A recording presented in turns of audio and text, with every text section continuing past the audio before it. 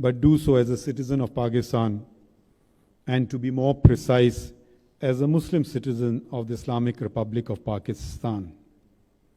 And taking guidance from the Holy Quran and the Sunnah of the Prophet Muhammad, peace and blessings be upon him, I shall proceed to demonstrate that neglecting the teachings of the Holy Quran and the example of the Prophet has caused these immense problems. Therefore, to mitigate, firstly, and eventually, hopefully, to resolve, we need to discover the lost path, the Sharia, which literally means the path or the way. This does not in any manner mean that the other faiths and people do not have solutions. So I have collected the 5 topics. 2 I'll address first, which is in a way related, water and climate change. And then I will address the 3 remaining topics, population growth, gender, and terrorism together, because there is some nexus within them. First and foremost, water and climate change. The Holy Quran comprises of about 6,000 verses, of which 750 are on environment. There are 28 chapters of the 114 chapters of the Holy Quran which name nature or natural phenomena. That is about 1/4 of the Holy Quran. The cow, the cattle, the bees, the ant, spider, elephant, star, moon, etc.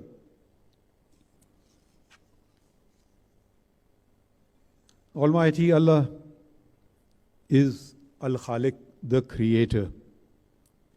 He is Rabbul Alameen, God of the worlds, plural.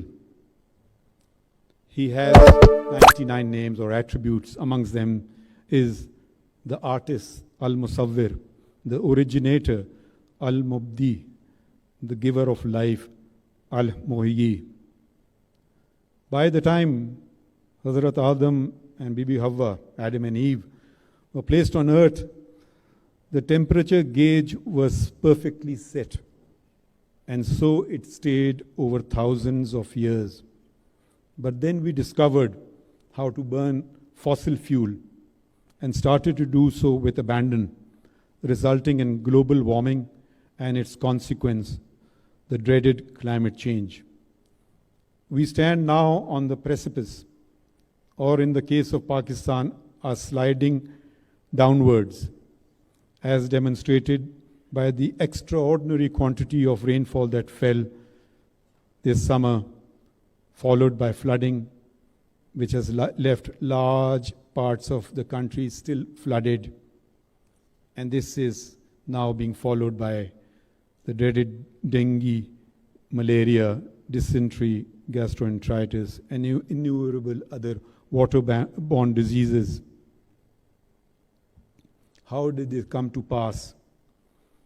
The Quran describes human beings as the best of his creation, Ashraful Makhluk, the perfect creation, and the best and Ahsanul Taqweem.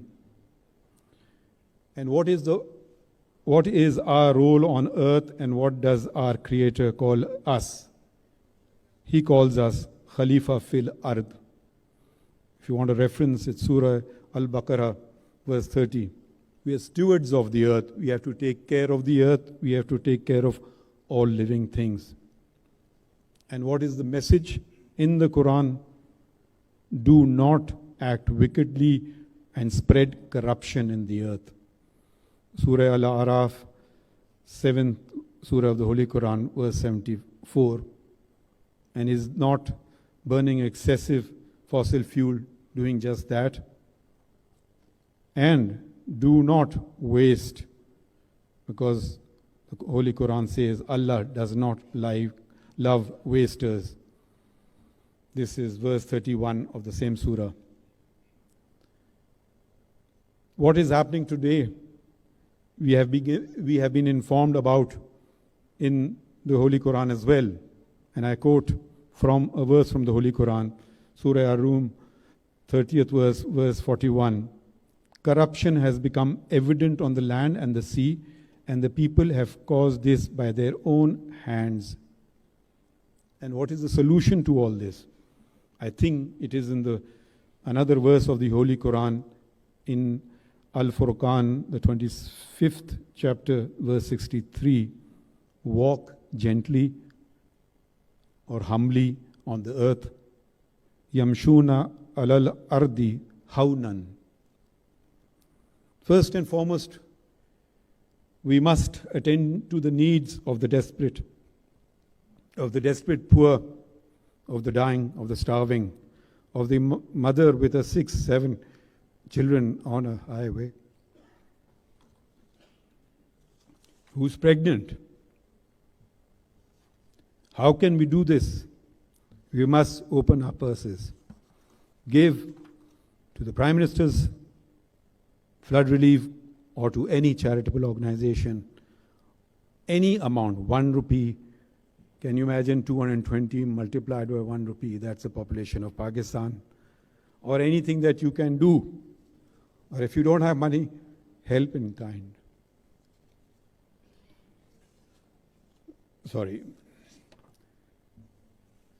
This is essential. It will show us our humanity. It will unite us.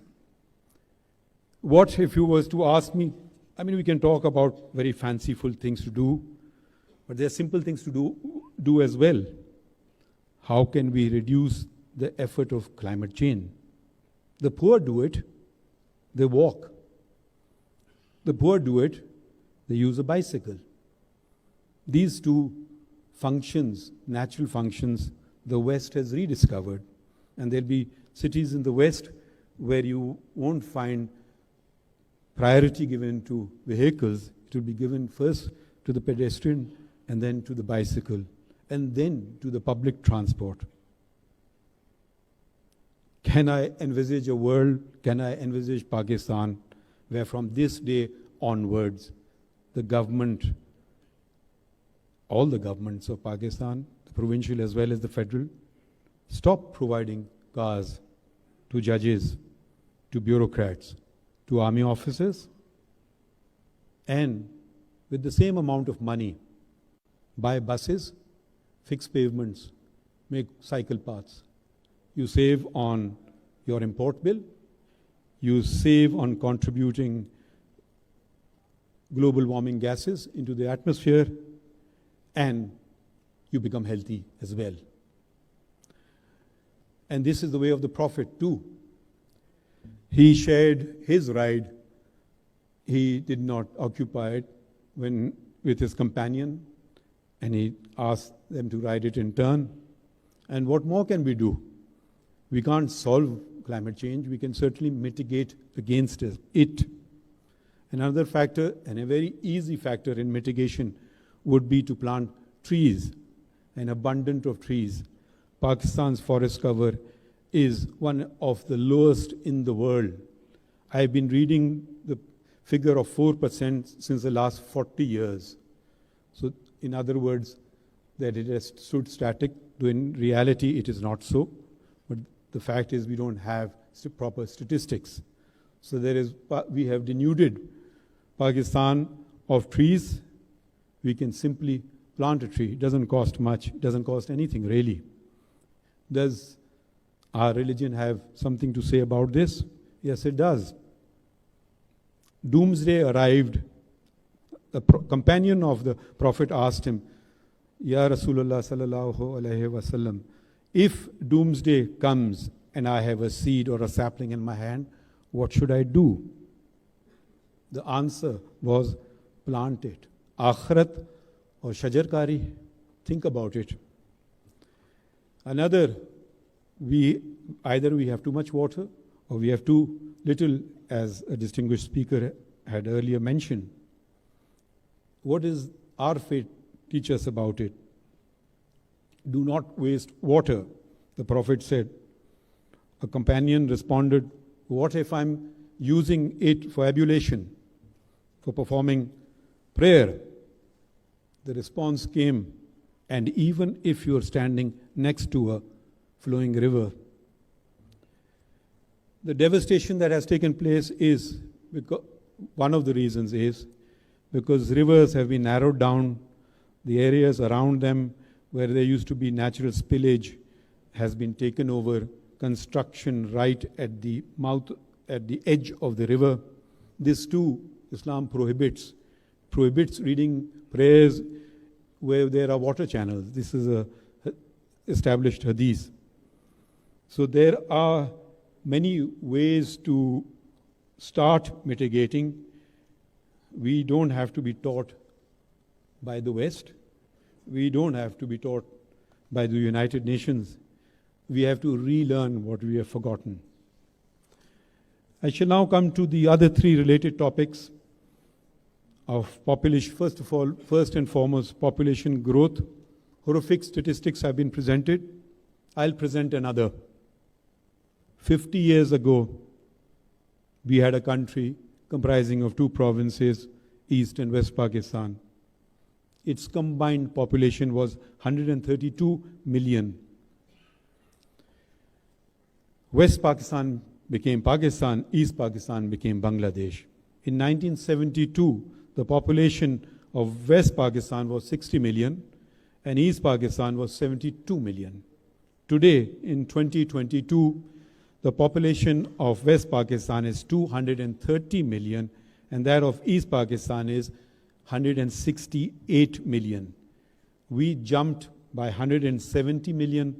They increased by 96 million.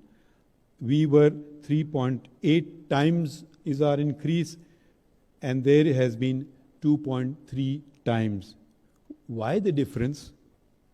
We shared the same faith.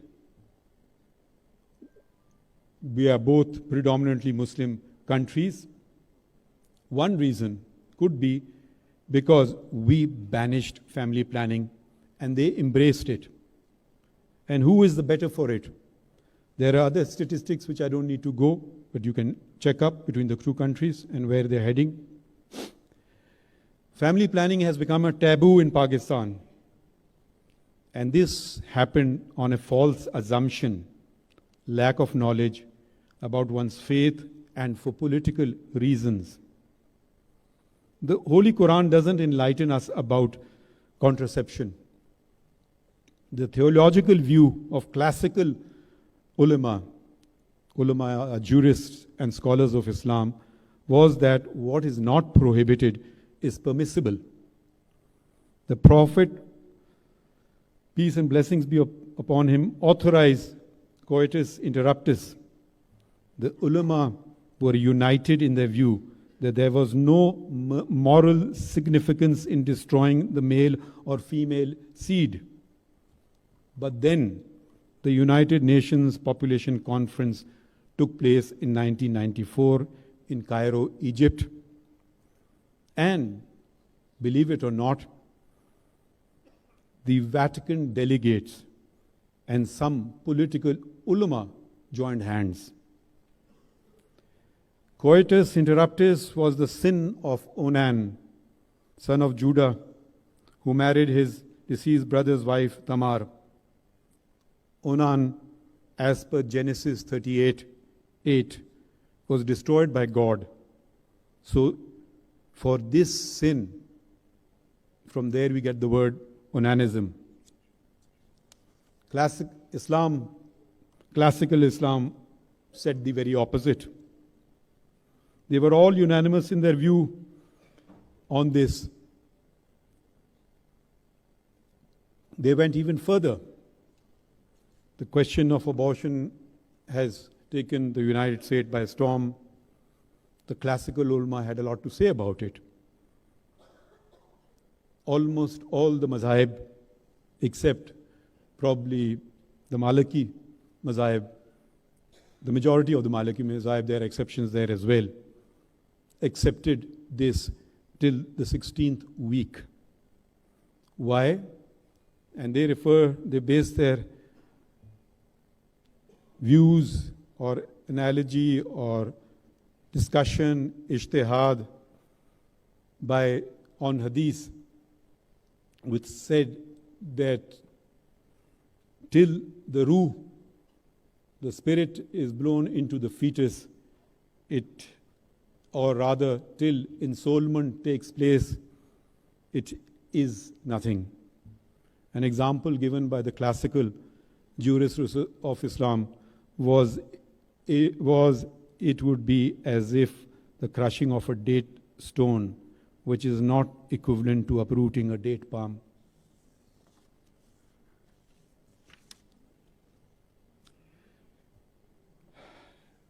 Amongst the fundamental work that the superior courts, by which one means the High Courts and the Supreme Court, does is the enforcement of fundamental rights. Fundamental rights, the most significant of which is the right to life, Article 9, compulsory education for everyone, boys and girls, Article 25A. Both came under attack in Pakistan.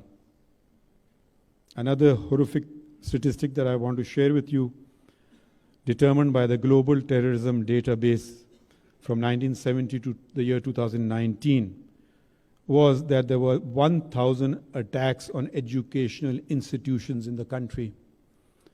The Supreme Court, a judgment I authored, delivered a judgment on the Sangota public school case.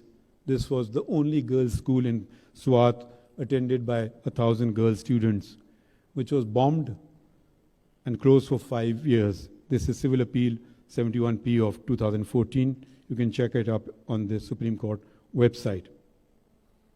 We are then faced with, we are negotiating with terrorists. Who does it? And what is offered?